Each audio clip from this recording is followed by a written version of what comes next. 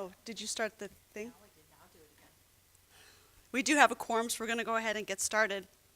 Welcome to the governing board meeting. It is December 10th. I have 6:33, and let's do a roll call. Present.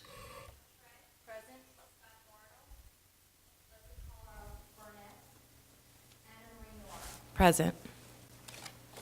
Okay, we have a quorum. I would like Desert Wind, Coach Sori, would your team lead us in the Pledge of Allegiance, please? You can just stand right where you're at.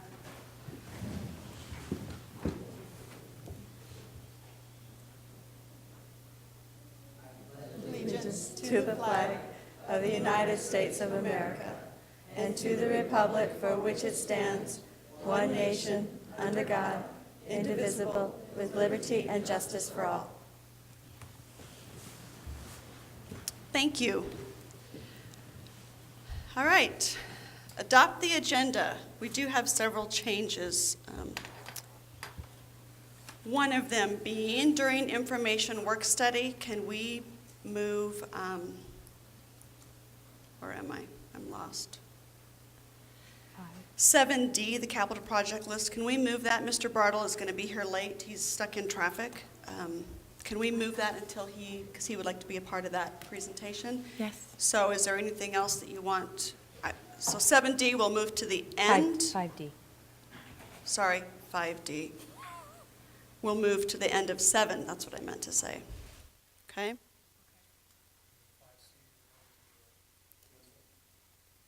And 5C we're taking off.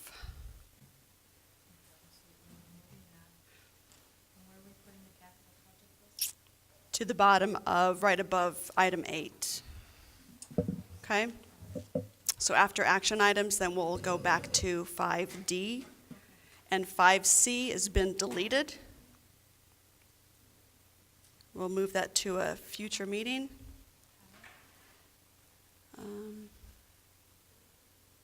Any other changes? Anything you could? Okay.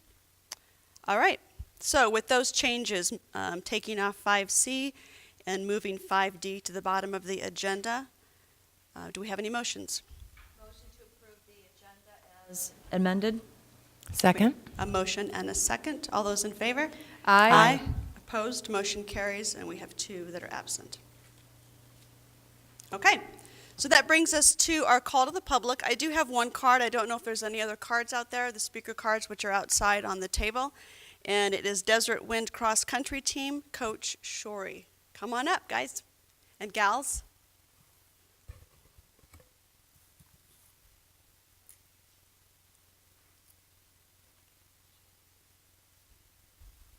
Mr. Beckett, will you do our BR? Because, that's why you get the photog extra pay there.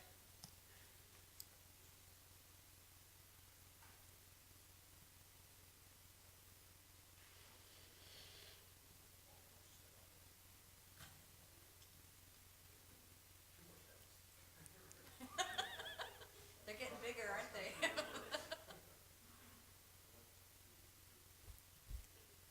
Thank you to the parents for bringing our cross-country team. I know that it's a long, busy week, so I appreciate you bringing your children. Plus, it's nice to see people in the audience. Nice.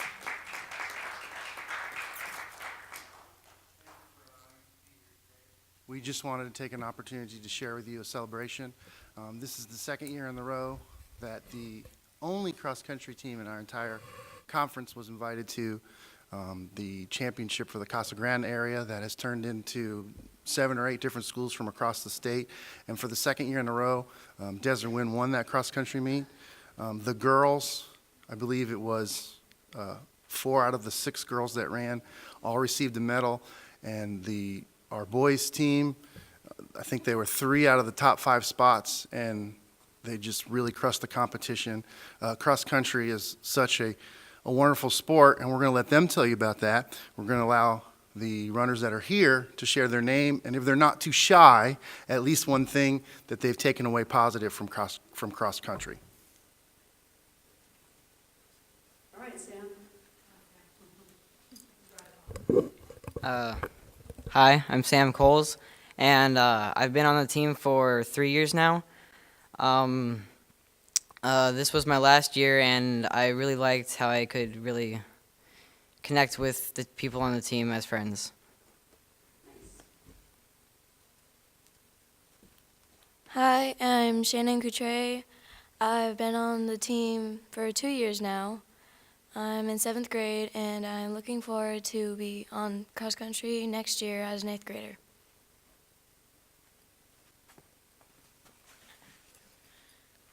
Hi, I'm Bailey Davis. I've been on the team for 2 years, and I'm just glad that I've seen and learned how to run better and be better with everything that I do. Hello, I'm Alec. Hello, I'm Alec.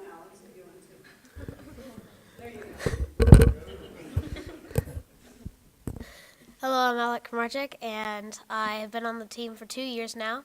I've really learned how to improve my running skills, especially my form, and I'm really glad about that. Hi, I'm Ian Anderson, and I've been on the team for 3 years, and I've learned how to keep a good pace and have a good form.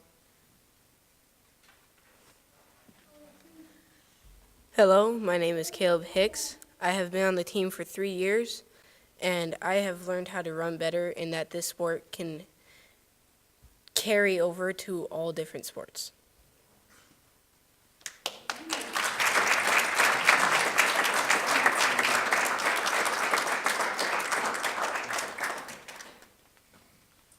Thank you, Coach Shorey, parents, students. It's nice to have you here.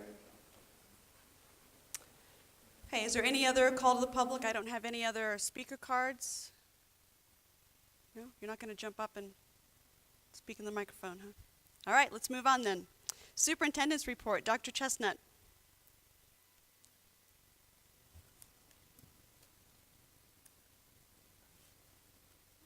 We are going to begin with Rotary Students of the Month, so I'll turn it over to Alma Farrell and Joanne Ortega, and I think they will tell us who the students are.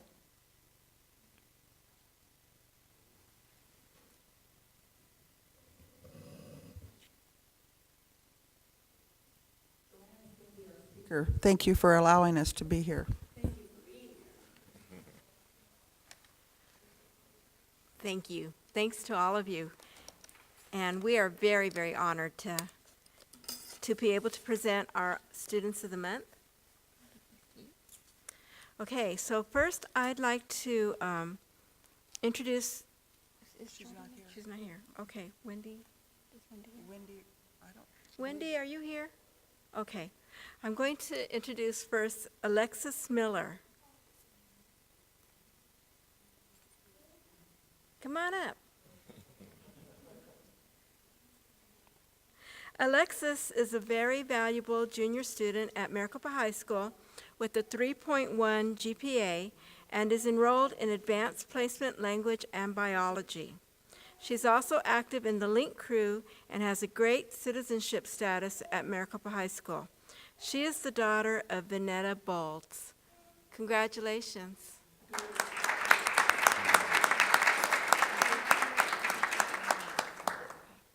All right, next, Carter. Okay. Carter Payne is a very valuable 8th grade student at Maricopa Wells with a 3.83 GPA and enrolled in Honors Algebra and Language Arts. Rotary congratulates Carter for being such an outstanding student as well as a leader in the classroom, playing field and on the campus. Rotary is also told that he is enrolled in many other activities such as football, baseball, basketball, and he works as an office aide. Additional activities include being on a traveling baseball team, Predator USA, and being a member of his church youth group. He is the son of Richard and Dina Payne. Congratulations.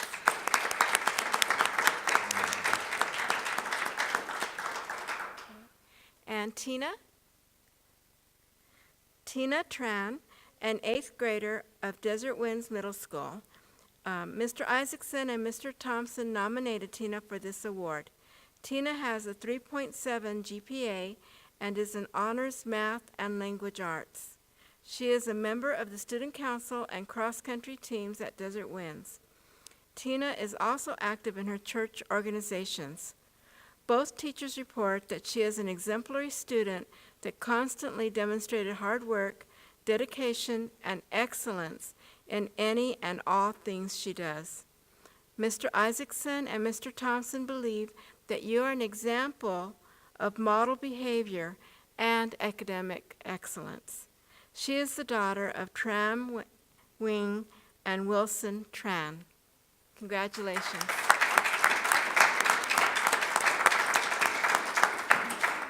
And those are our students of the month. So thank you. Joanne, can you introduce the other two gentlemen that are here with you? Certainly, thank you.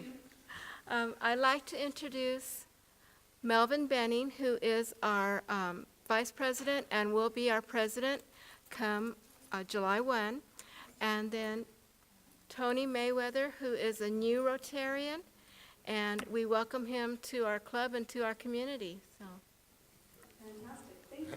Didn't mean to put you on the spot, but Oh, no, my oversight. Thank you very much.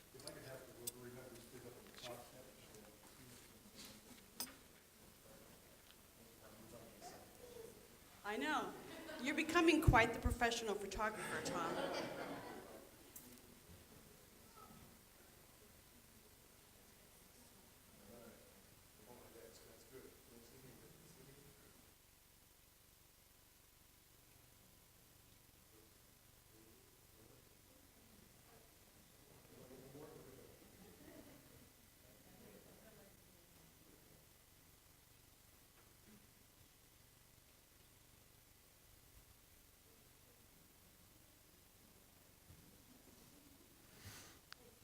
Thank you.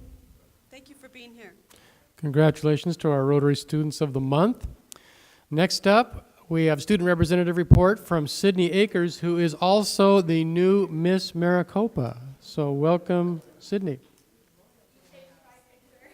you never know where Dr. Chestnut's going to get the picture.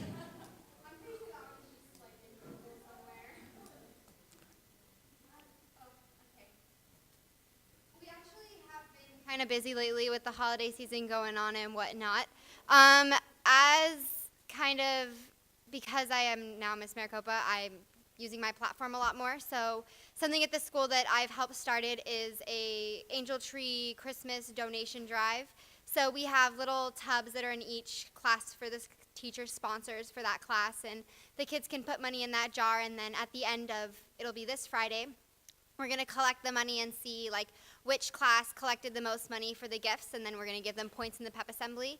And we're also going to take pictures of each class and send them with the presents. So Merry Christmas from Maricopa High School seniors, juniors, sophomore, freshmen, all that good stuff.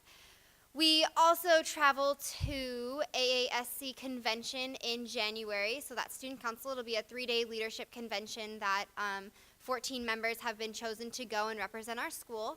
Also in January, we have regionals DECA competition. So kids will be completing in just the role plays for this. So groups or singles will go and sit in front of a judge and present what they have for them, so that way we can qualify to go to state in March, I believe. We had a Linksgiving, which is our Link crew put together a Thanksgiving feast for all of our freshmen. That was really fun. Other than that, we're just kind of getting ready for finals. Yay. You know. Thank you. Thanks, Sydney. Report. And congratulations once again on being the new Miss Maricopa. Moving on to other items, on November 19th and 20th, I had the opportunity to attend the elementary and secondary parent meetings out at Auction, and that's kind of a monthly event, I believe, and gave them a report on our charter schools and really what we're doing at all 9 schools, and that was a good opportunity to just share that information firsthand with them. On December 4th, I attended a planning meeting of a committee called Intel Involved, and the city is kind of heading this up along with the STEAM Foundation. You'll be hearing more about this, but on January 16th at 6 p.m. at Ultrastar Multitainment Center, there will be a special event for Intel employees who live in Maricopa. And they will hear very short presentations from really 7 groups. Now, 3 of them are kind of lumped together at the end, and I think they're kind of doing a joint presentation. But MUSD, Central Arizona College, the STEAM Foundation, Maricopa Center for Entrepreneurship, and then the City of Maricopa, META, and the Chamber will all present information to Intel employees with the idea being, well, you might want to know about this stuff since you live here, and maybe you haven't lived here very long, or maybe you have and you just don't know about all of these things. And the other thing is, how could you get involved, or, what kind of information do you need about these organizations? And there are something like 400 Intel employees that live in Maricopa. And so it's just an opportunity to do some outreach to them. So it should be an interesting evening, and I'll keep you posted on that. On Monday, no, when was it? On the 6th. That was last Friday. We attended the Arizona Business and Education Coalition event to recognize Pima Butte Elementary for being a higher performing school for the year 2013, and they earned that in the subject of science. It's the 3rd year in a row that they have really outperformed all peer elementary schools and received recognition for that. I believe there's only about 150 schools around the state that receive this recognition, so it was really fun to be a part of that. And that's Principal Randy Lazar there in the middle holding the certificate, and then Tori Anderson, Patty Coutre, and myself attended also. So great recognition for Pima Butte and the good work that's being done there by staff and students. Just wanted to remind you, I keep showing you this slide, but we continue to move forward on our academic focus process at all 9 schools, not just the 6 charter schools. All going through an identical process to determine what the academic focus for their school will be next year. The meetings have involved parents and staff members. So meeting number 4, if it hasn't already happened at each school, will be happening in the next few days.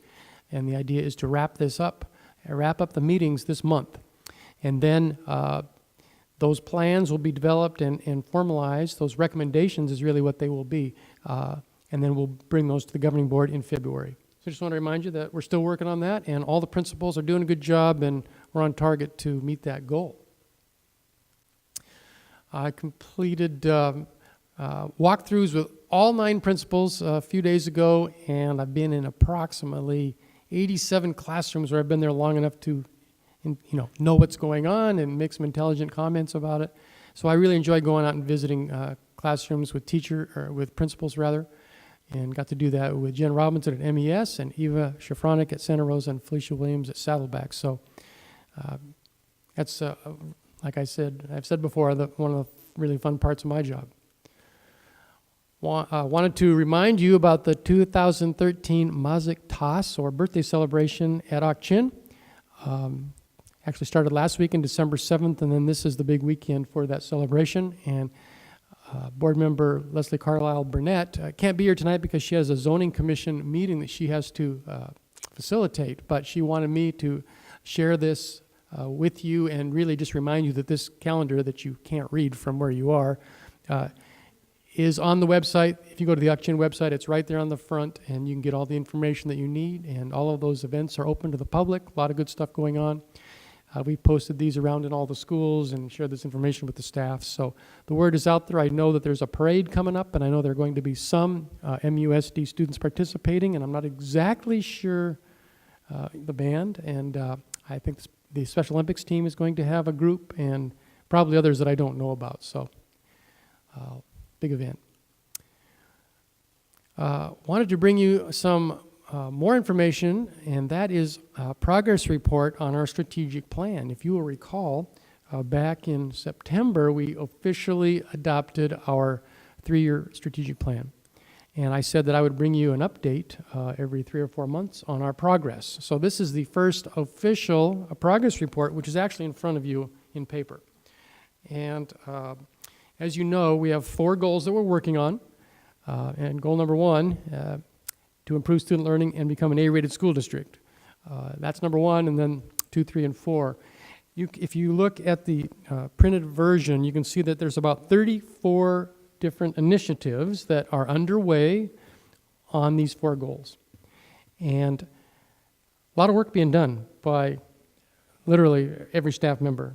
And this plan doesn't solve all of our problems, but I do think it helps us keep a unified approach and focus on the important things and realize that if we're considering a big initiative that really isn't covered in one of these 4 goal areas, we probably shouldn't do it. And I think it's helped us. It's given us some focus, some direction, and our goal is to really check off every single one of those items that we put in our action plan that we said we would finish over the next 3 years. Won't all necessarily be done this year, but a little light reading there for you to take home and digest. But a lot of good progress being made and a lot of good teamwork really by the staff to make progress on these goals and to accomplish them. And so I'll keep you posted on that as the year goes on.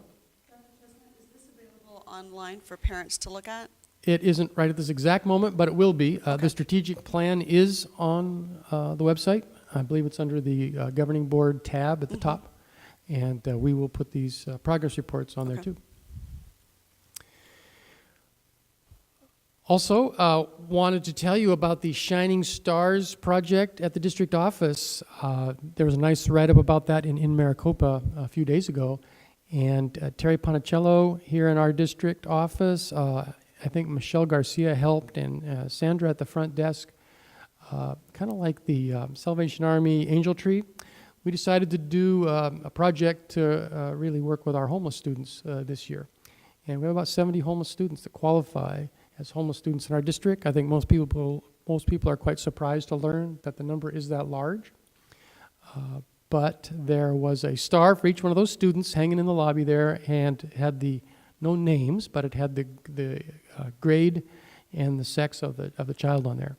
And so the idea would be to bring a gift, and all 70 of those stars have been taken, and somebody's doing that, and Sandra is collecting those at the front desk. And so it's a very nice thing, I think, in the spirit of the holidays that district office staff is doing. And we're going to come back to that slide later. The only other thing I wanted to mention was that at your place I left you the most recent Maricopa High School student newspaper, The Rampage. And I also left, for those of you who didn't get this firsthand, from the ABEC conference, I guess that's just Anna Marie, the ABEC information from the presentation last Friday. And as you know, we're now a member of Arizona Business Education Coalition, so there's some good literature there. And I think that concludes my report. It's nice to see the Rampage is still called the Rampage after many years from when I was in high school. I won't tell you how many. It's a good tradition.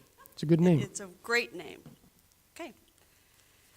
Thank you, Dr. Chestnut. That brings us to item 4, governing board member reports. There's a lot been going on. Who wants to go first? I only have a couple of items. Pima Butte Elementary is doing their Santa Supper tomorrow night from 5 to 7, and it's open to the public. It's a spaghetti dinner and pictures with Santa, and kids get to do a craft. It's a great event. And then it's a fundraiser for the PTO. We finished up our fall festival a couple of weeks ago, and it was very successful.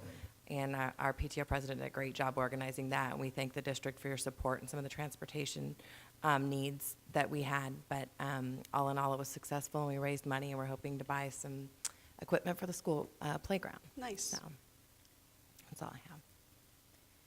Well, I was able to attend the band concert last week. I forgot what day that was. Thursday, thank you. And it was the choir, the orchestra, and the marching band. And after attending all of the home football games and sitting next to the band, because that's my favorite place to sit, the sound from the stands is totally different when you put that marching band in the PAC Center and let them go for it. It was amazing. It was a great showcase of all the students' talents, and so it was a lot of fun. I also was able to attend, and I don't think I've been to a wrestling match since I was in high school, so I attended our only home wrestling meet. Forgot how long those things can really be when you have multiple schools. But it was nice to be there to see some of the kids and wrestle, and I believe that we did okay on that. The varsity team really rocked it out. So we've it's so much fun, but it's a lot of things to try to get to. I know for me as a board member, I like to try to come to the different events in the schools when I know about them, but also as a parent of 3 kids still in school, that sometimes isn't possible. So I was very grateful that I could attend these events that I was able to go to. Okay, I wanted to give a shout out to the girls basketball team who has a home game tonight, so go Rams. And I wanted to compliment the Theater Technical CTE program. We did a fundraiser there Saturday night for Against Abuse, and the students ran the entire program. And I was so impressed with what they're learning in their high school programs. I mean, these kids were top-notch professionals. So I wanted to give it, compliment them on that. 6th grade intramurals, I was able to go to those intramurals. It was cross-country.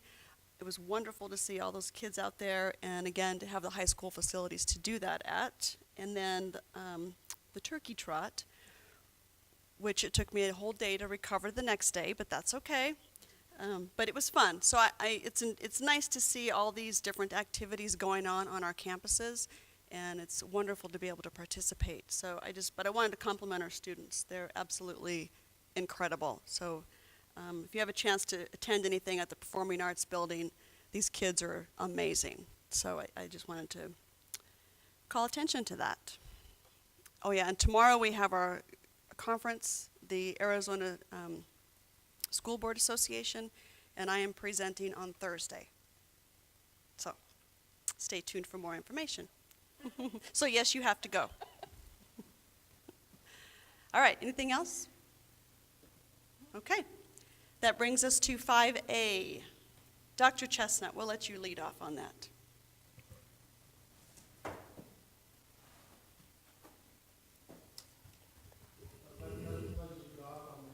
Special recognition tonight for 2 individuals and a group that have really made significant contributions to Maricopa Unified School District, and we're very appreciative of these efforts and their support. And I know that the 2 individuals are in the audience. I'd like to start with the group that is not here. We wanted to give special recognition tonight to the Ak-Chin Tribal Council for their wonderful and generous gift of the Ak-Chin grant that has been finalized last month and is now being implemented fully in Maricopa Unified School District. And as you know, it's an amount of $2.6 million that the tribe will spend on students in Maricopa Unified School District this school year and next school year. And it is really a wonderful investment that we appreciate. And we're able to do several projects that are really all extras. We're not using those funds to do any backfilling or to make up for the budget cut process we went through. We just felt like that this was a gift.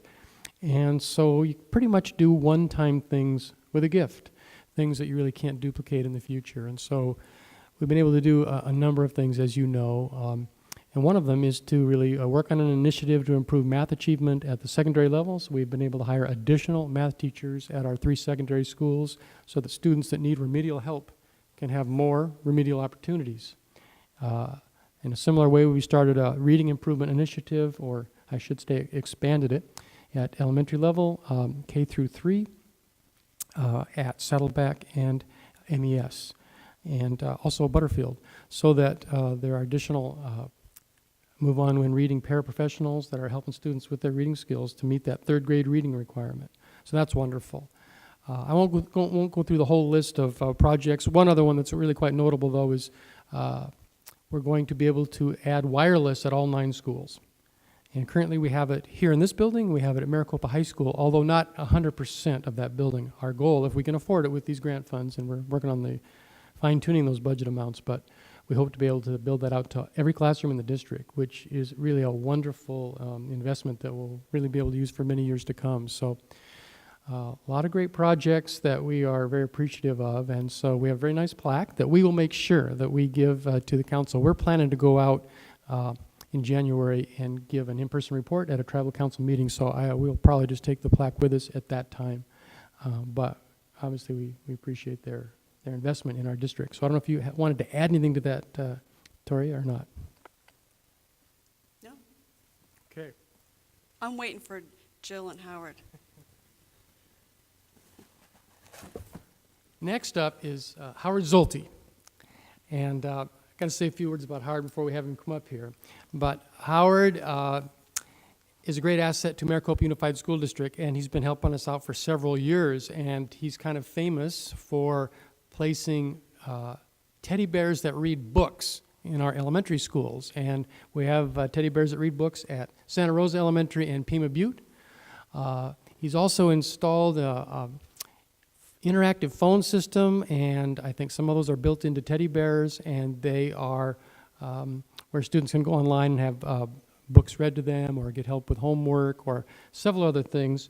And a lot of really cool technology stuff that Howard has helped us with over the last several years. Most notable contribution has been grant writing. Howard is quite good at grant writing, and it's a special skill, and I think actually Howard does it for fun. I've never met anybody that writes grants for fun, but Howard kind of does that, and he really has volunteered his time. We have not paid him to do this, but he said, hey, I think I could help us as a school district win some federal grants. And so we applied for 2 major and highly competitive federal grants this fall. One is called the I-3, and we know that we scored highly on that grant. It is possible we could be funded. We have not yet heard for certain. With the federal shutdown and all that, everything's behind schedule. So ideally, in the next few weeks, we'll be getting an email saying that our I-3 technology grant has been funded. But even if it's not funded, it is excellent information that we compiled that we'll be able to use on future grants, and it's always a learning process to go through those. So Howard did a great job on that, and then most recently completed a Race to the Top grant application. And I believe that the instruction booklet for the Race to the Top grant was 125 pages. And Howard has put that together in an excellent way, and we know that we didn't receive that grant. There's only one school district in the state of Arizona that is receiving a Race to the Top grant. But assuming those grant funds are available in future years, we could, fine-tune that grant and possibly be competitive in future years. So it's a labor of love, I think, for Howard to do those, and he does literally 95% of the work. We, staff, provides information to him. He'll send us an email and say, I need this and that, and it usually takes us 20 minutes, half an hour to do it, and then it takes him like 3 days to process it. So that's the kind of person he is, who's really just selflessly helping our district. And I know I personally really appreciate him, and I speak for the staff when I say that we all do. And Tori, I don't know if you want to add to that? I just want to say, when Dr. Chestnut said that Mr. Zulte had stayed up all night to change that federal grant, I was like, wow, that's dedication, and it's volunteers like you that make MUSD successful. So thank you so much for everything that you've done for us.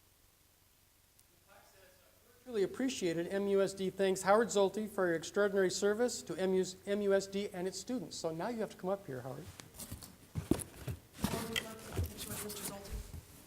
Okay. Scott wore a suit, didn't wear shorts.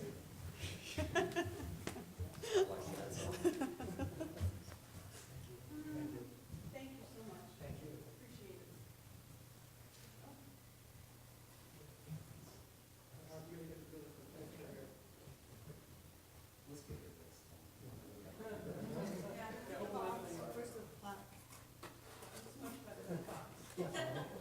So now you have one more thing to dust at home.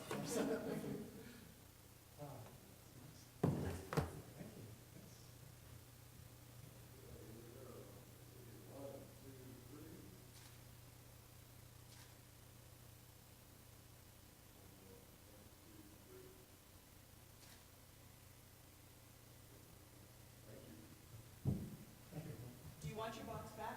Oh, yes. Thank you so much.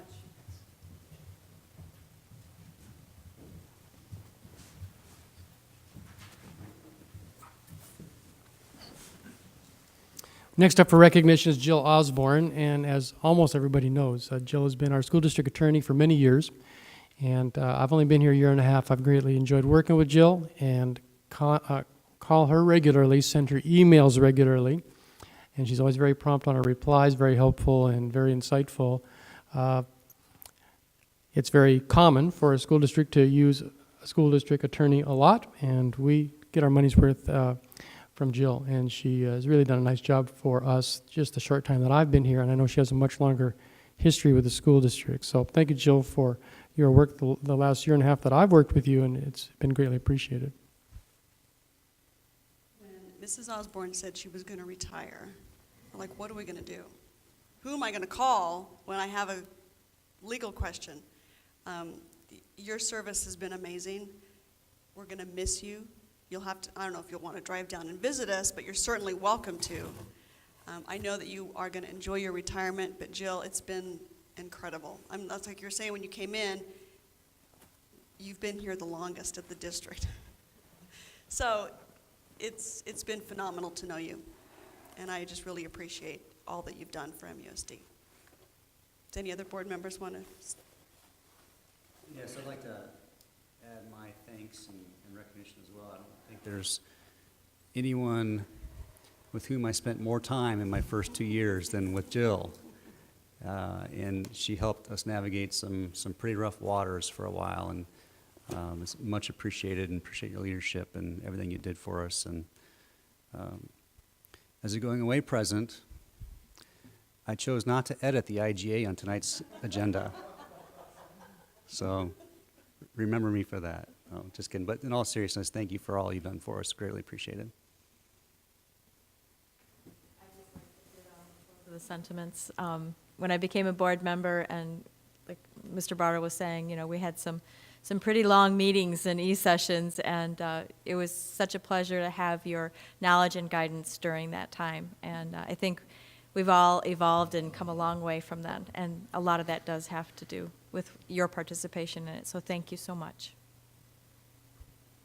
So now come on up and get a picture. No tears.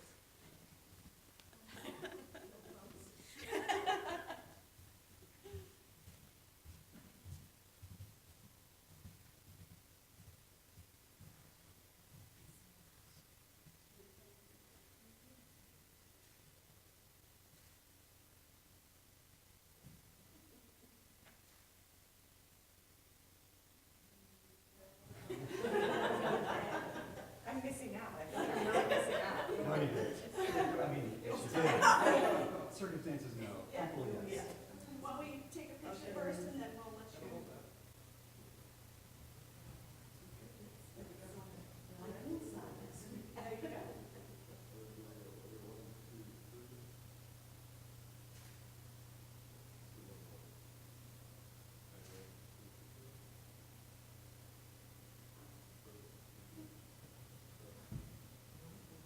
Yeah, so that way everyone can hear it. And TV man.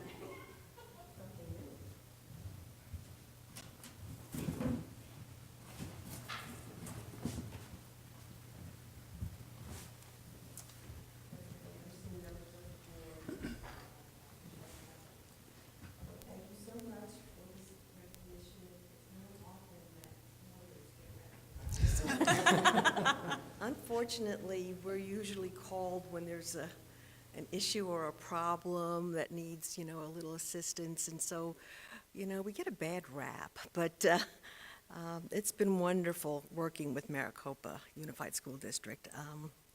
The board's been wonderful. Dr. Chestnut has just been outstanding. He gets my sense of humor, and that's always nice.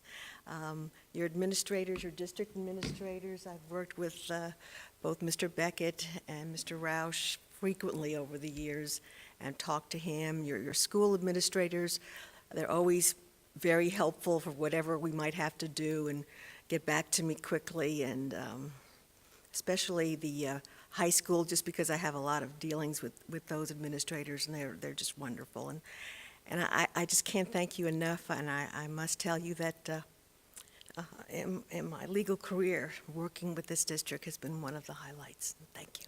Thank you.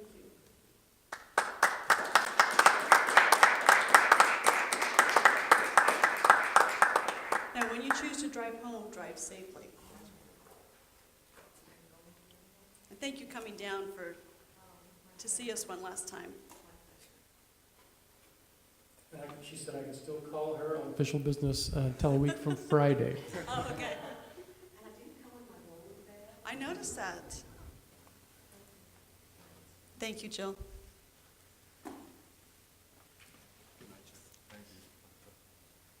Okay, that brings us to 5B, review of the monthly financial report for for November.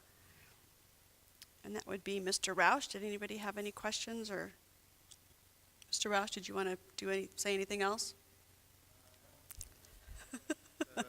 That's great. All right. No questions, comments? Okay, we'll move on. 5C. Oh, no, we took that off. Skip that. 5D, we had moved that originally. Can we go ahead and address it here since Mr. Bartle is here? We adopted the agenda. I don't think so. I think we have to leave it where we put it. Okay. Sorry. Is that okay? Sure. All right. Then let's go to 5E. Dr. Chestnut, you want to give us a little? Yes, as you recall, we just completed my annual evaluation, and in the course of that discussion, the idea was that there was some wordsmithing that probably needed to be done in that evaluation form. So I tried to take notes on those comments, and there weren't major changes, but mainly to reflect strategic plan goals and that kind of thing. So because it is a regulation and exhibit, it's not a policy. Our tradition is that the board doesn't vote on those, but I wanted to make sure I got it right before I put it into the books. So any feedback for me were the corrections that I made, the changes that I made, the ones we talked about. No, they were all listed as we had talked about them, so I didn't have any changes unless anybody else had some things to add. Mr. Bartle, you're our wordsmither. Look good to me. Okay. No, I appreciate you making those changes. It's much more precise. And then I think we talked about making similar changes to the board self-evaluation form and try to bring that back at the next agenda. Okay, moving on. That brings us to our consent agenda. Do we have any motions? Motion? We have a motion to approve. Motion to approve? Okay. Second. We have a motion and a second. Any discussion? All those in favor? Aye. Opposed? Motion carries. I also need to make sure the record reflects that Mr. Bartle is here. Lisa? Okay, that brings us to our action item, 7A. Mr. Beckett. Thank you, President Anderson, members of the Governing Board, Dr. Chestnut. You have in front of you the personnel schedule. We do have some corrections or deletions, actually, we're going to be making on this. If you would please look at the schedule under stipends extra pay factor, that would be number 68 through 73. We're actually going to be eliminating number 68, number 70, number 71, 72, and 73. Once again, 68, 70, 71, 72, 73 will be eliminated from the sheet. The cover sheet also for that agenda item will move from overload stipends of a cost of $11,900. That figure will change to $1,400. And I'll take your questions and comments at this point. And you took 70 off, right? Yeah. Okay. Mine was the Yeah. only one that stayed on. Okay. Correct. All right.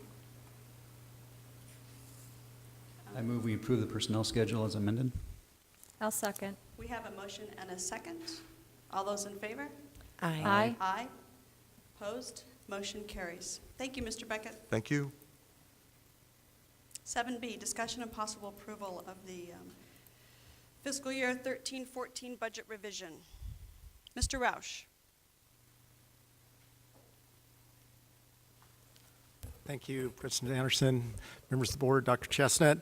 As usual, we are coming back in December to revise our budget. If you recall, we do an adopted budget, and we always do it with a higher amount. And then the state reconciles our ADM and our teachers and the different formulas. And with that, this particular budget, we also have the public-sponsored charter schools in the budget. So we did a revision to make sure we're in line with the state of Arizona.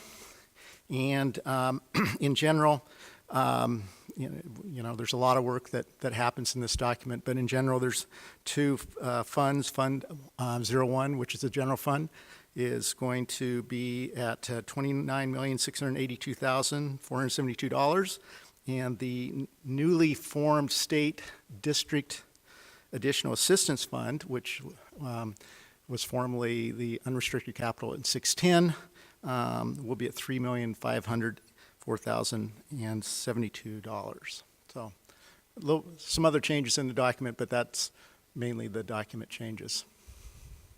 So any questions? I don't have any questions. Anybody else? Nope. Okay. Okay. It was pretty clear. Okay. Thank you, Thanks. Mr. Roush. Do we have any motions or comments? I move to approve. We have a motion to approve. We have a second? Second. And a second. Any discussion? Okay, all those in favor? Aye. Opposed? Motion carries. Thank you, Mr. Roush. 7C, discussion and possible approval of the intergovernment agreement between City of Maricopa and MUSD. Dr. Chestnut? As you know, we've been working with City of Maricopa for several months on the COPS grant, as it's called, and we were awarded that COPS grant. We received word of that a couple of months ago, and then we started working on the MOU, and it has been signed off. Actually, Jill Osborne didn't do it. She's actually, I've asked her, are you starting to transfer some of your responsibilities to others? And the short answer was yes. And so Kim Davis did a nice job on this. We had to do a little back and forth with the city. We'd actually hoped to have it approved last month, but we need a little more work on it. But the good news is that for the roughly, we're currently paying $35,000 a year for the one SRO that we have at Maricopa High School, which is a great bargain for a full-time during the school year employee. And Officer Neary does a great job for us, great partnership with the city. With this grant, for a total of $40,000 a year for the next 2 years, we will be able to have 3 full-time SRO officers. And so that means we'll have one each of the middle schools. As you know, our middle schools are a little smaller this year, so they will have time to do some other things. My guess is they will help cover the high school. Sometimes one officer's gone on a training day or maybe a sick leave day or whatever.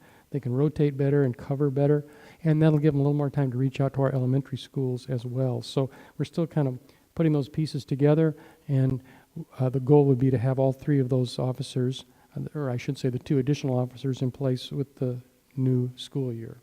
But we're still working on the timing of all that, and keep you posted on when we get that final schedule. I have a question. Dr. Chesney, so the money that we're paying out, because it says on here that the district's going to be paying a portion of that out, that's money we receive from a grant, or that's That budgeted is money out from of our- M&O that we have been paying annually It's out anyway. of our M&O. Right. So it's going up $5,000, and we get 2 additional full-time officers. Okay. No, it is a great deal. I don't have any questions. Anybody else? No, Okay. just props for making this happen. This is a terrific program, not just for Yes. the direct benefits of the increased student safety, but the benefits to the whole community as far as the community policing aspect and getting kids to be acclimated to have an officer around, and a lot of benefits come from that.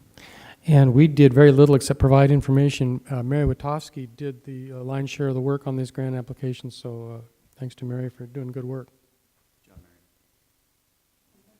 That's great. We appreciate that partnership. So do we have any other, we have motions, any other comments?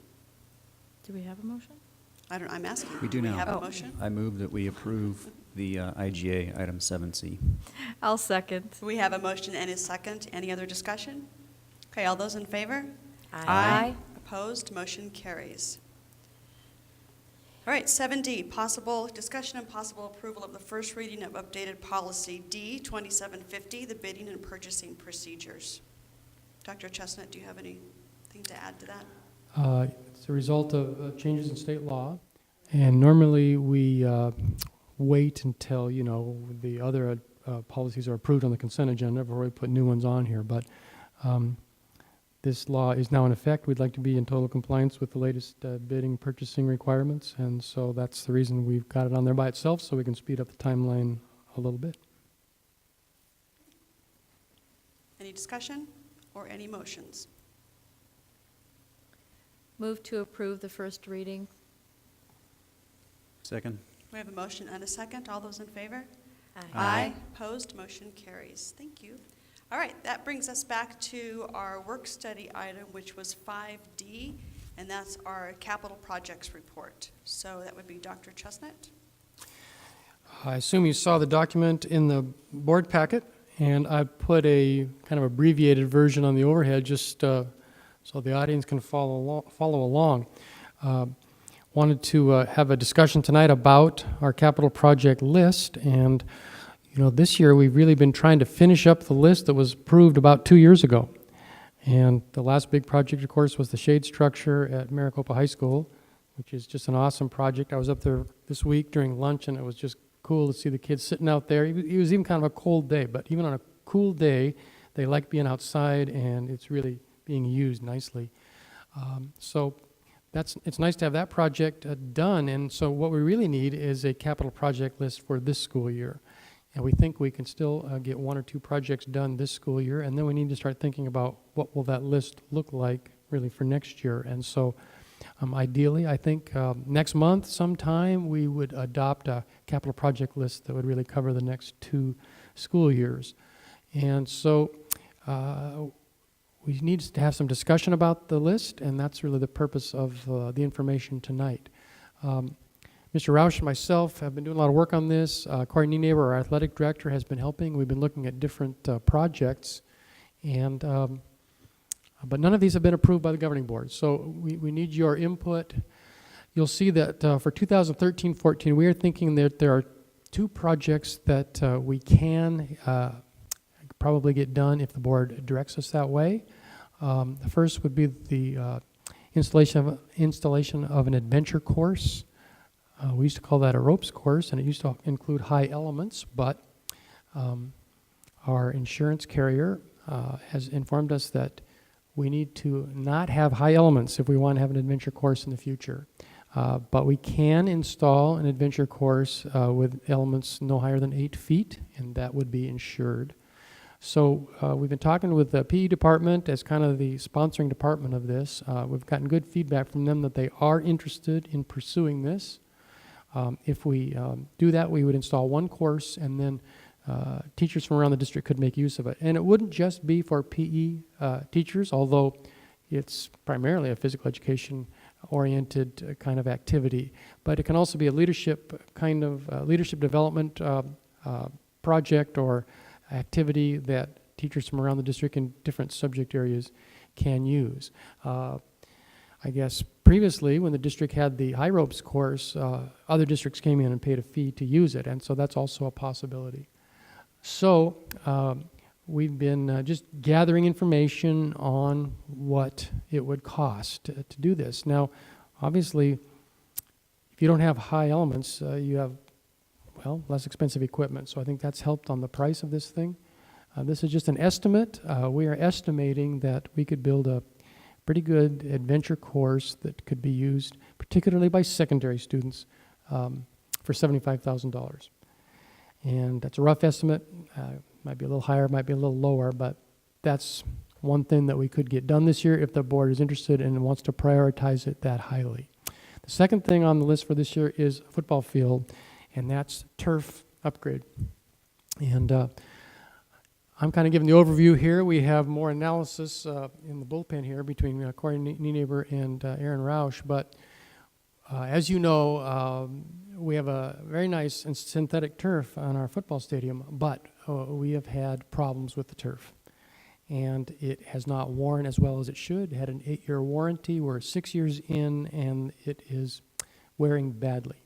So Mr. Roush and Mr. Nienaber have worked closely with our insurance trust, the attorneys there, and with the vendor, Field Turf, I believe is the name of the vendor, and to say, well, how are you going to stand behind the warranty? They have told us that they will replace that carpet at no cost. But we are concerned that that carpet that they want to reinstall is not going to wear well. And so what we are recommending is that we get the next level up And to do that, it would cost us a minimum of $200,000 for the rug. We may need to do some base work that we are still getting estimates on, and we'll bring that to you when we have it. It may add $20,000, $30,000, $40,000 to this price tag. And part of the problem there is that when this field turf was installed, there was a drainage ditch that runs literally around the entire perimeter of the field, which isn't necessary, as we really come to find out. The preferred installation is just to have it drain naturally, and that seems to be the current way that these fields are installed. And the other problem is that because we play soccer on that field, those soccer sidelines are right next to the drainage areas.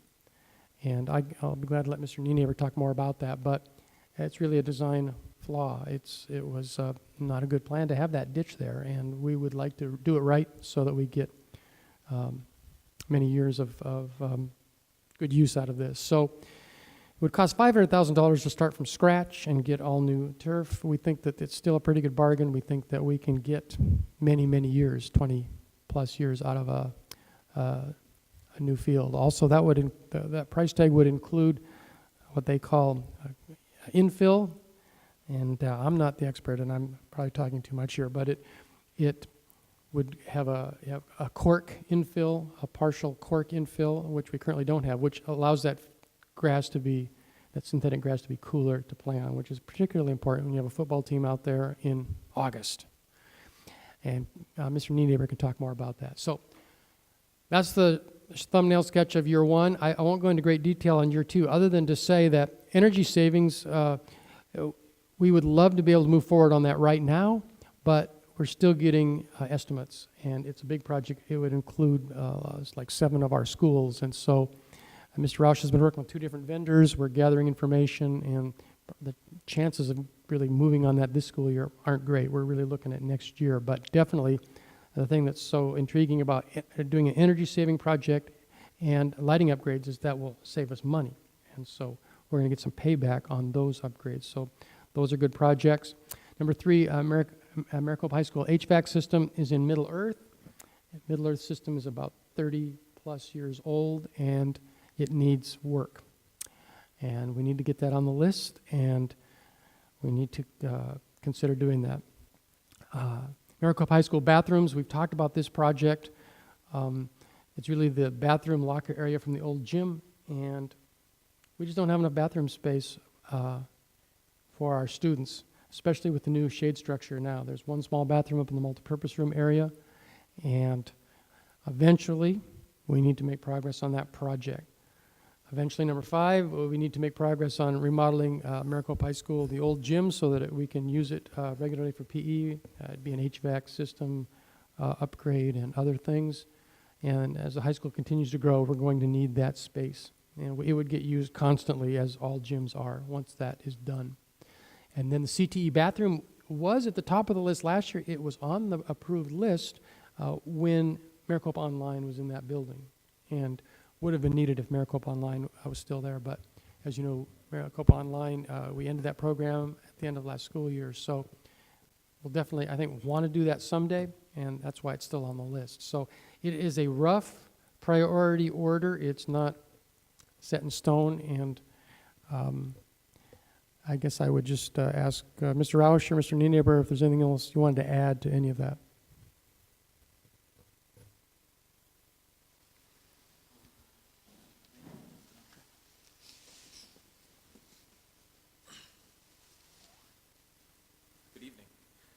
I mean, I guess the biggest thing would be to answer any questions you have regarding the field turf, kind of what we're looking to do.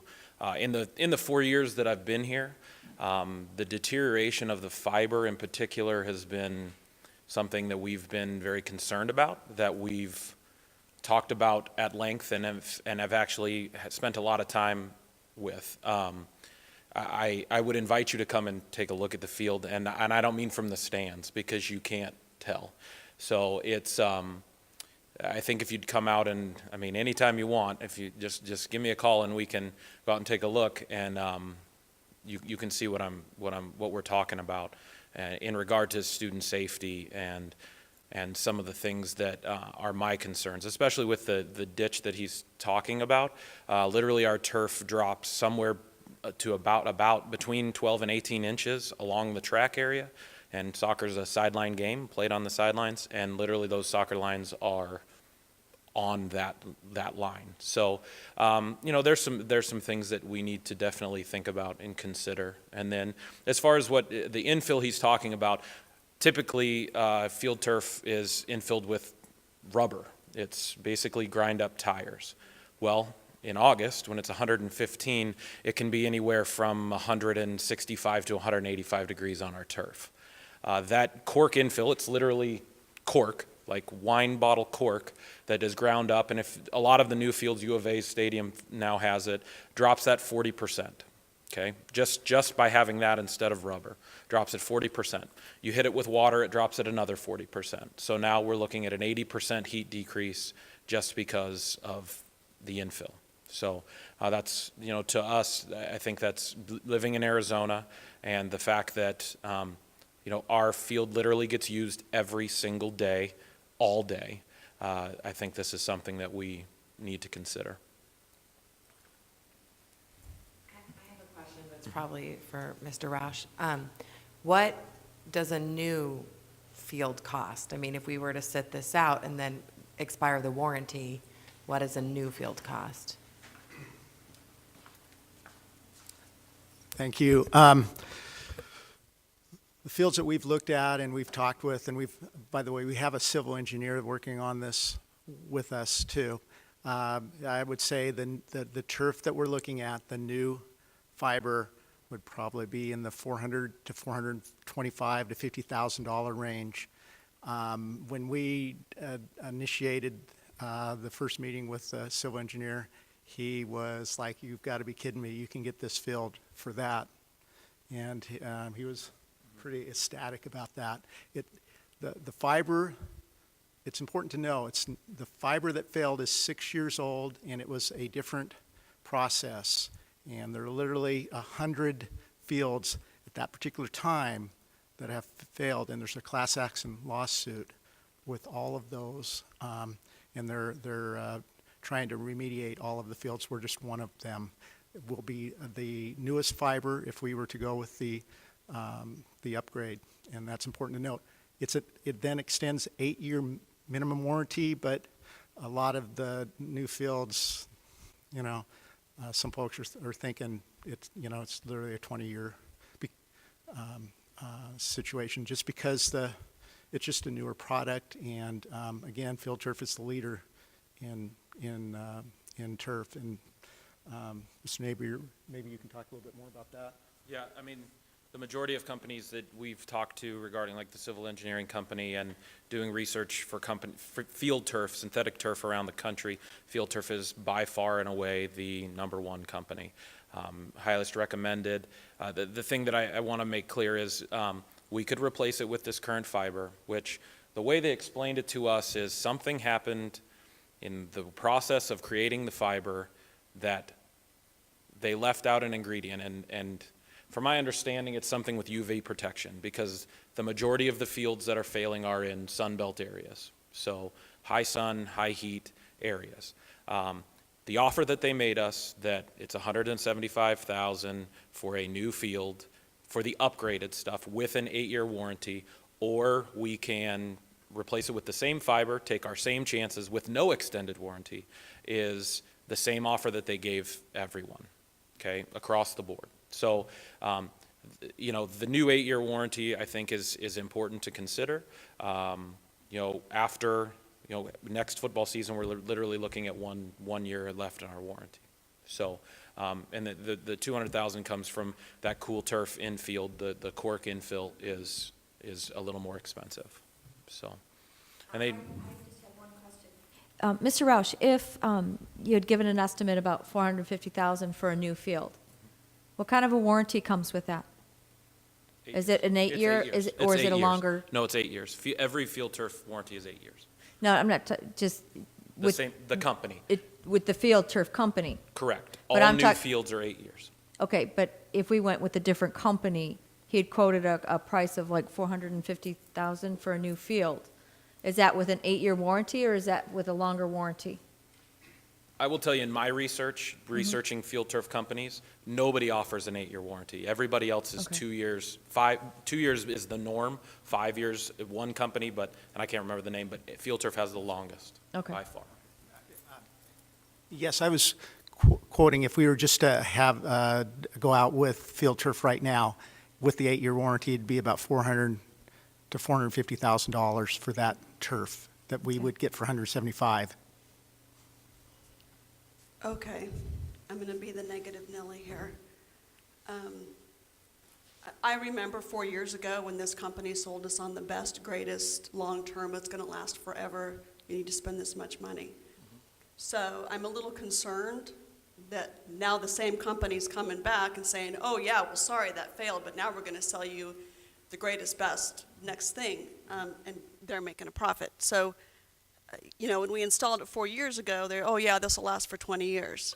So why should we trust the same company and to invest the extra money when we could just have them reinstall what they have, wouldn't cost us anything, we could redo the foundation work at whatever the minimal cost is for that, go out the warranty. I have a hard time spending more money with the same company that sold us the newest, greatest product 4 years ago that said, oh, it's going to last for 20 years. Because I remember the community really balked at spending that much money on turf. So, especially when we have bathrooms that need to be done. So I'm trying to, And that's why we hired a consultant civil engineer to come up with their own third-party results. We could go ahead and install this field. It would be just, by the time they finish the warranty, probably about 1 year and a third left on the warranty. Most likely it's the same product, so within a couple of years it will fail. If we then have to replace that product, that field in 3 years, probably looking at the $425,000, $450,000 with inflation, maybe even higher than that. So in 2 or 3 years, the product's going to fail because it's the same product that's going to be installed that did fail. And so at one point, we're going to have to replace the full field without a warranty. So after a year and a third, there will be no warranty left on this product. but if we have to get a new field, then it'll come with another warranty.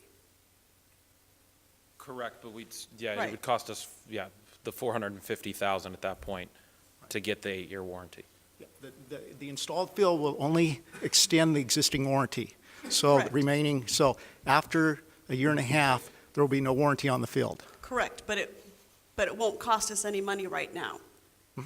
But after that, after it fails, we'll be looking at probably with inflation, Even if they 425. redo the foundation and they come in and It's the do what they're process. supposed to It hasn't to do. do anything with the foundation. It has everything to do with the fiber.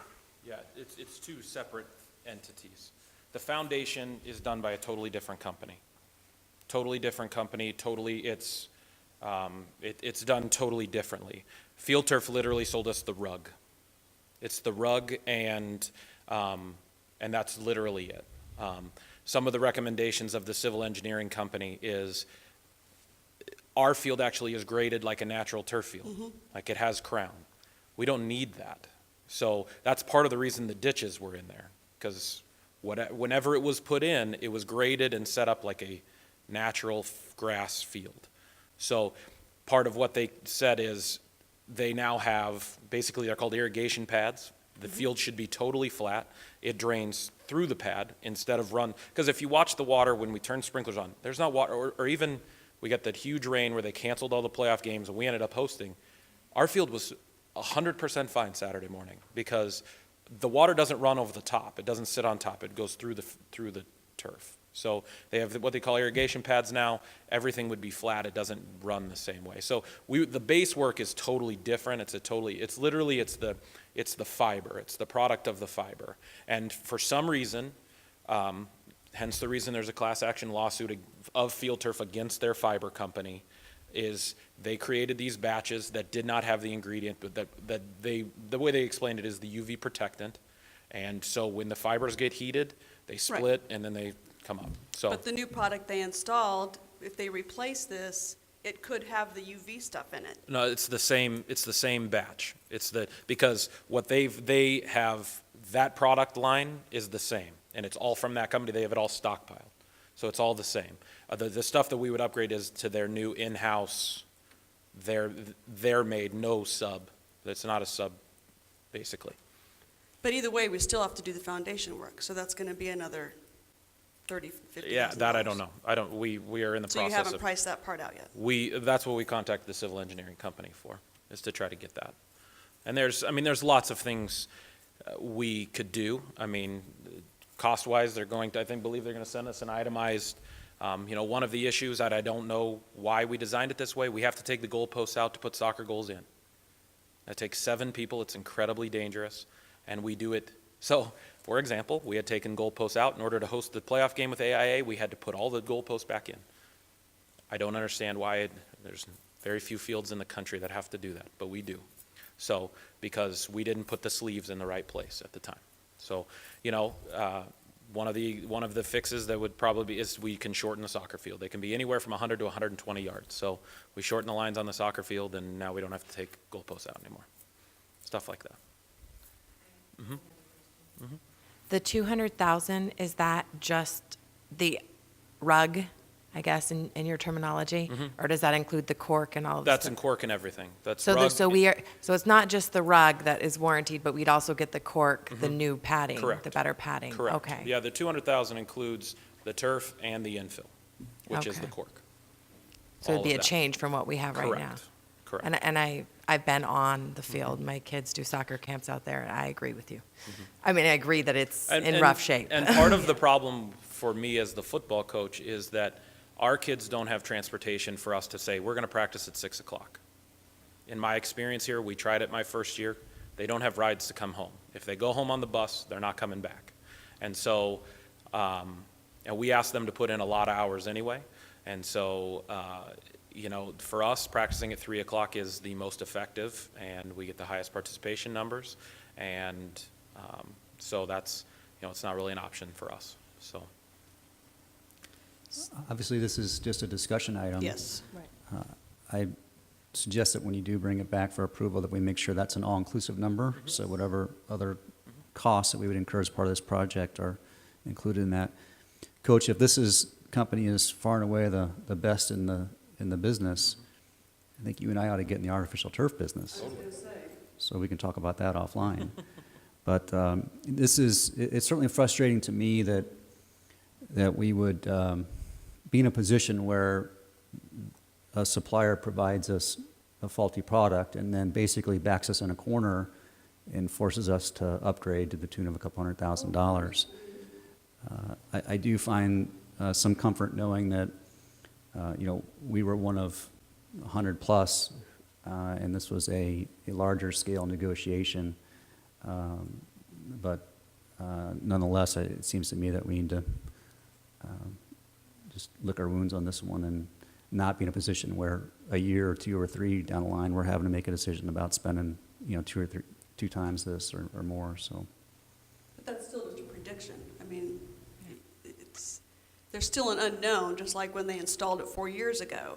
So But the fact that there are hundreds of fields who Right. have the same problem, and it's the same exact product that they're giving us, leads us to believe that there is a high likelihood that the same situation would occur. But Which in puts the us back in next the 2 same. years, would there be more information on the class action suit that it could replace it? I mean, there's a lot of unknowns in the next. But I think this is the and a half. class action. This is the settlement opportunity for us to move forward and be done with that. Right, and we employed our attorney for the trust, been working on it for a couple of years. We've actually even brought in the attorney from Field Turf, and they're out of Canada. They were in our offices. We've had numerous visits, and our attorneys had played hardball with them too for a couple of years, and so we've been right on them, probably as much as any district. So. Speaking of any other district, have we we talked to some of the districts that have had the failing fields to see if they've bought into the $200,000 new turf with the 8-year warranty extensions? Have we talked to any of the other districts? Have they gone for this? I mean, I think seeing our past, what's happened in the past with this company, I'm not doubting that their product is good. I mean, but I'd rather have some feedback for other people that have been through this. So, to find out, was it worth, do they feel it's worth the money?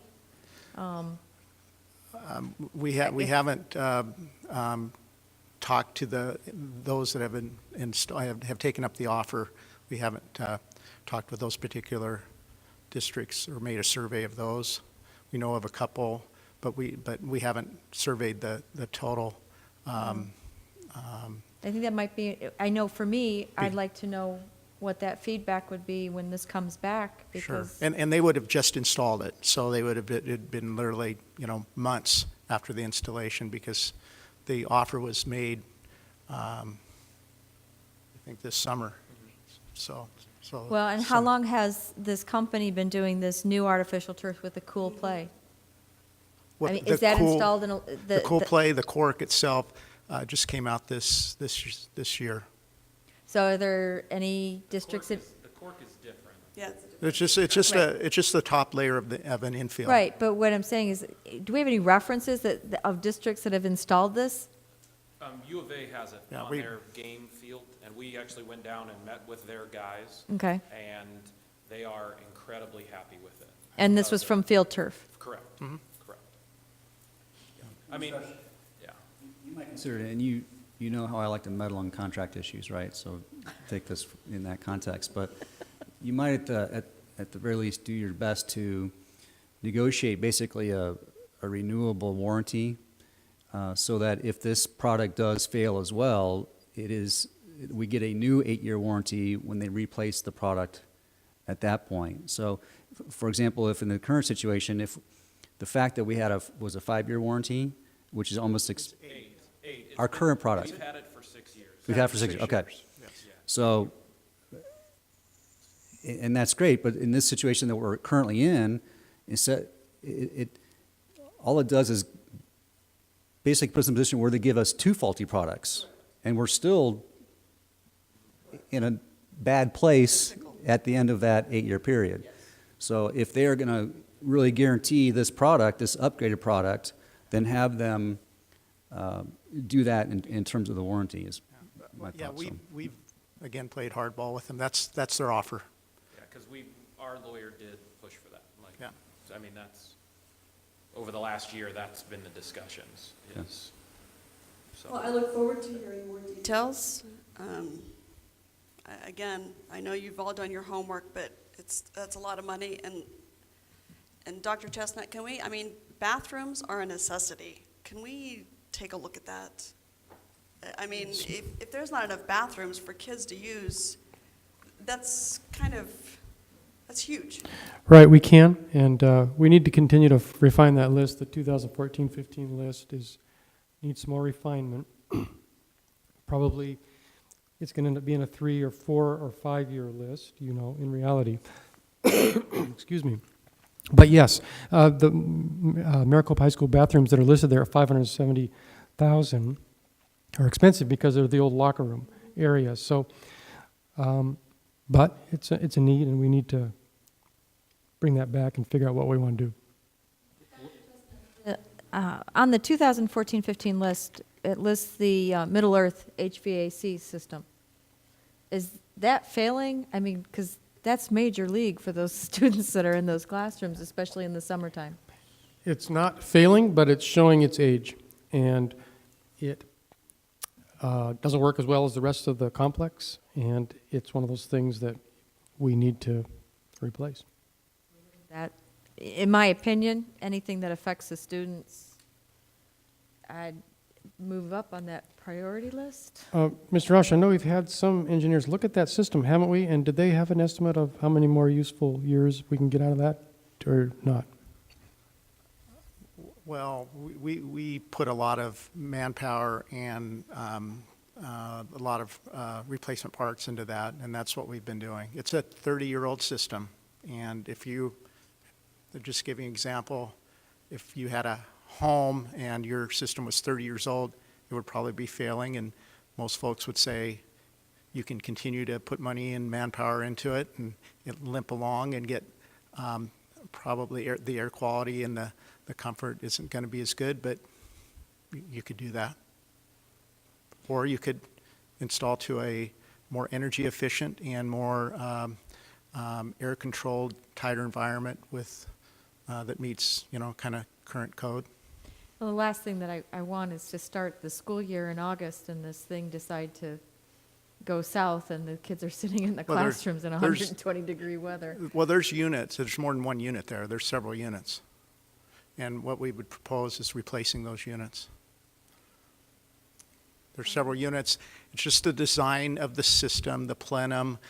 You just wouldn't design a system like that with the returns and how it works and the controls and. Well, that's one of the oldest wouldn't- buildings on the campus. Mhm. Between the gym and Middle Right. Earth, they're the oldest original buildings. Mr. Rosh, what do you anticipate our realistic capital budget being in our capacity for doing these projects in the next 3 years? Assuming Well, currently, right now, we have enough funds to do those. those being all of them, Mhm. all 8 items on the list? Mhm. Okay. The bond money from '06 is what is designated for specific items. We'll have, we have some bond funds left, probably 250,000. That's part of it. Okay. One of our goals would be to finish up the bond funds and get those funds spent first on all allowable projects. So that would be the goal. That would be the first pot of money we would use. But that money wasn't originally approved for a football field. Is that what you're taking that money out of? Because that money was originally approved for the bathrooms and the HVAC and the adventure course. Well, we can designate that however the board chooses. I mean, there's just a certain amount of money that's left. And that is a potential funding source. It can be moved in any one of those areas. Yeah. Okay. I would suggest that it probably fits per the bond. It probably, it may fit more the item 3 and item 4 because that's kind of more where the bond is. Or item 2.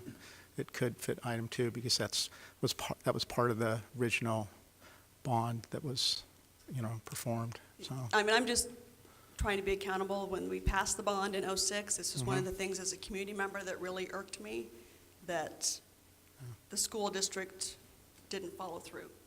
Yeah. So I just want to make sure that we are following through with what when we pass the bond. right. And again, that's a little before my time, and so we're, so all we can do is move on from here, and the how it, where the bond fund fits are, could be 2, could be 3, 4, 5, any of those, or even 6, pretty easily, potentially, parts of 1. We do have civic funds that are collected, and they're collected for the use of the building, and any of the civic funds can be used then to maintain the building. We do have some indirect cost funds that are collected from some of our grants and stuff because we do manage those funds and pay utilities on all the federal programs, but we have to upkeep our facilities. That's pretty much what those indirect cost funds are for. The district additional assistance is to do these kind of projects. That's pretty much what the accounting code has designated it for. Mr. Rosh, this is going to come back for an approval eventually. Some of these projects for the 2014-15, I'm assuming they would have to be done prior to school starting? And so when would we, I know that we kind of rushed to try to get the outside done at the courtyard for the high school, and that ended up going into the school year because we were trying to get as much done as we could before those students go back to school. So looking at this, when do we, realistically, when does this list have to come back and we have to approve it so that you have plenty of time to implement what we choose to approve? Well, just my perspective, and we don't have a contractor here, but my perspective, you could do the energy savings at any time. We did that over the course of, while the kids were in school. Lighting upgrades, the contractors do that all the time, and they will work after hours to implement those. HVAC for the MHS can be done at any time, too. Pretty much we'd like to have it. I would suggest it's a unit by unit. We have units that fail, and then we have to get units up there, and some of the other work. Some of the plenum work, would be a little bit better if it's done in the summer, but they would be able to do it. MHS bathrooms, that could be done anytime. Anything to the old gym, I think it can be done after hours. CTA bathroom could be done. So any of those projects could be done pretty much any time. We only have a 2-month window in the summer, so there's, there'll be times where, a contractor can work more hours during the summer. But they're geared to work weekends and after school. That's how these contractors are geared for schools. What about the football field? That seems like that would be one that's definitely time sensitive. In terms of that you'd is have to time get in in a sensitive. certain That's season. time sensitive windows when because that field is used so much, Right. and it's sensitive. It takes probably about 3 weeks from start to finish to do that. Our understanding, and Mr. Neighbor has a couple windows that he would like to use, but I think any time that we do it is, we'd be able to move some folks around. But it is constantly used. That field is constantly used, and that's one reason to have a field turf field, because as much use as it gets on it, it would be really hard to maintain it in the fashion that, that we would really want to, especially in Arizona. It's just, you'd have to reseed it, and you'd have to keep kids off, and you'd have to move kids to other places. But that's more, our athletic director can talk about that more than I can. So, Okay, so what I'm hearing is we're looking forward to having the details at the January meeting, and details on bathrooms and HVAC. Yeah, it'd also be good to know split out the cost of the upgrade of the rug and the cool play infill, because the cool play is kind of like an upgrade we're doing that's not really warranted. So to understand the difference, what the cost of our upgrade that we're choosing to get is versus, the upgraded rug, just so we can have a better understanding of that. I trust that Dr. Chestnut and his team, if there was an urgent issue, for example, we were talking about bathrooms earlier, kids weren't able to go to the bathroom, that would be higher on the list, right? So I think that we need to be thinking about this and looking at this and make these decisions about where we get our greatest return on our investment. And energy enhancements is one of those things, right? We get an immediate and direct return on that investment. Same with the turf. If we have to spend $200 now to avoid spending $450 in 2 years, then that's the best of a couple bad choices that we have to make. Then I think that we make that decision. But and the other thing I just want to express, we're not happy with the field turf either. Right. We feel like the folks that are here did inherit that too, and we'd had heated conversations. I've had heated conversations with field turf myself, and so it's. Yeah, so it's not been pleasant. It's not something we would, I don't, I'm pretty conservative, so I don't necessarily like to spend that kind of money either on this. I just look then, you have to move forward, and what's the return on investment? And so that's what I'm looking at right now. And I will tell you that a part of our negotiations with our insurance attorney is that, will you still represent us if we take this product? We'd like to still sue, and they talked about they would take a retainage on this and still potentially sue for the upgrade too. And so that's what we've talked to them about.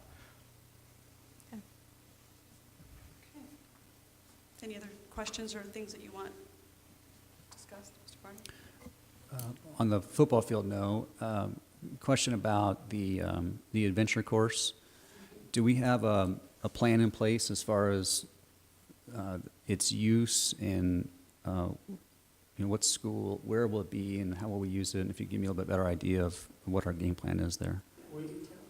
We have been just getting preliminary information from a vendor, and they have promised to send us details on how much space it would take to install the equipment that we are interested in. And so I sent them another reminder today, asked them for that, haven't got it yet. But we kind of need that information to know what our options are as far as where we could place this. I think ideally it would be at the high school. One thing that's interesting about the high school is that even though it's a very large campus, there's not a lot of extra space. So that's one thing we're going to have to look at. But we need to know how much space we need. So that's one of the details we're working on. And it could even be less than 75,000. Possibly. Yeah. So.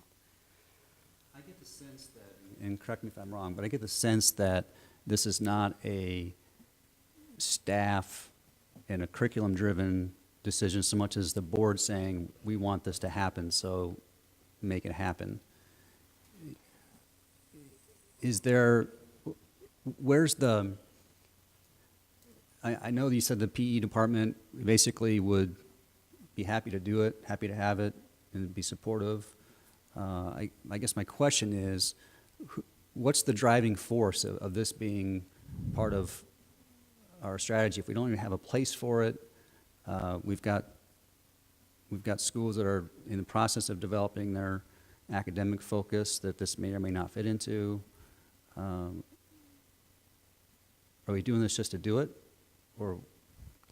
Well, I'm still new, so my understanding of the history is that because we had a high ropes course at the high school prior to modernization, that the theory is that we wanted to replace it once we finished modernization and building the high school.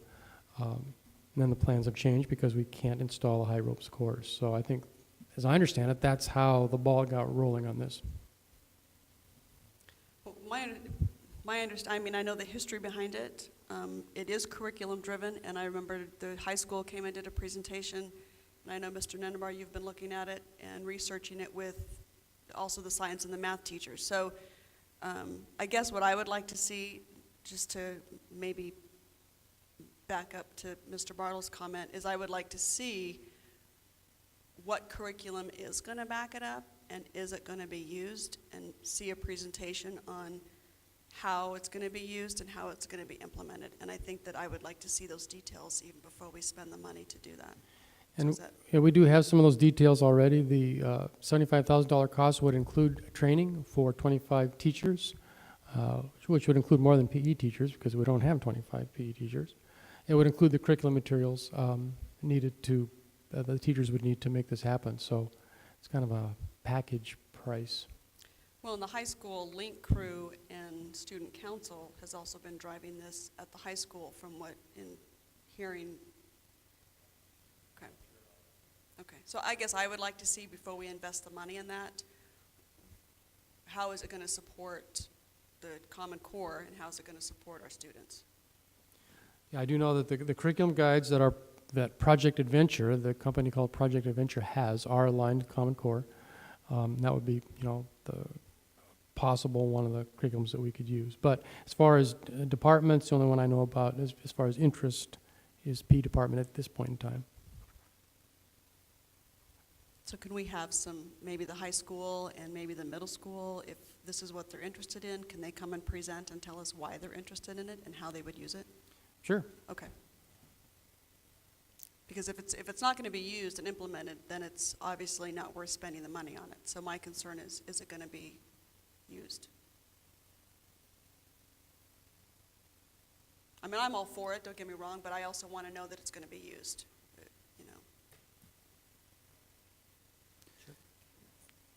My final comment request, and Mrs. Anderson alluded earlier to a couple different pots of capital money that we have, and it would be beneficial for all of us, I think, if we had a better picture of where we're pulling from and what that looks like when we're having this discussion next month.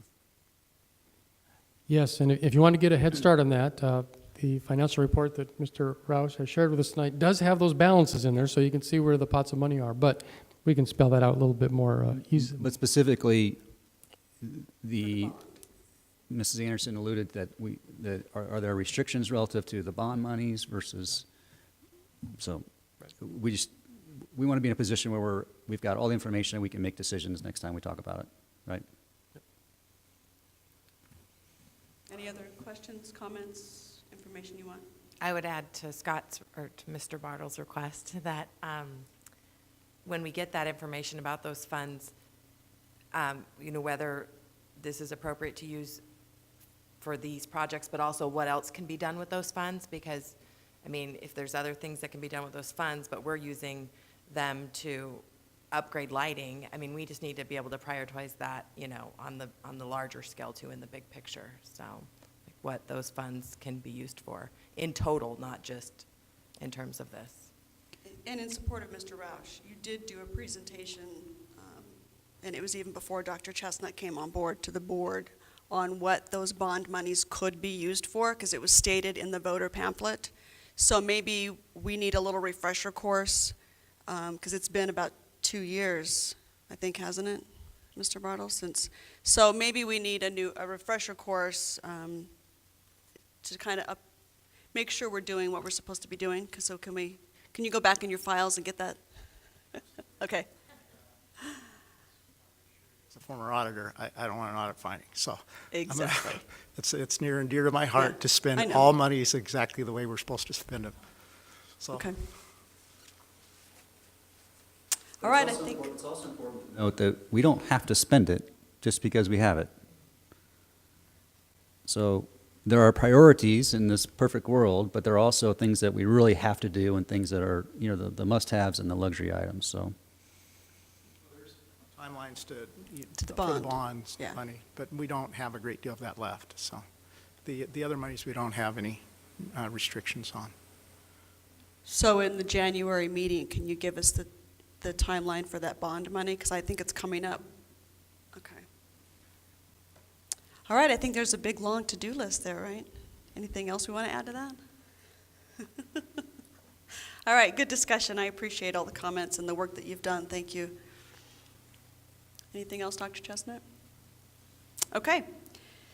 Seeing there's nothing else, item 8. Do we have a motion to adjourn? So moved. We have a Second. motion. Do we have a second? Second. And a second. All those in favor? Aye. Aye. Opposed, motion carries. It is 8:11, and we will see you on January 8th, right? Is the next board meeting. Sure thing. All right. Safe Merry holidays. Thank you so much.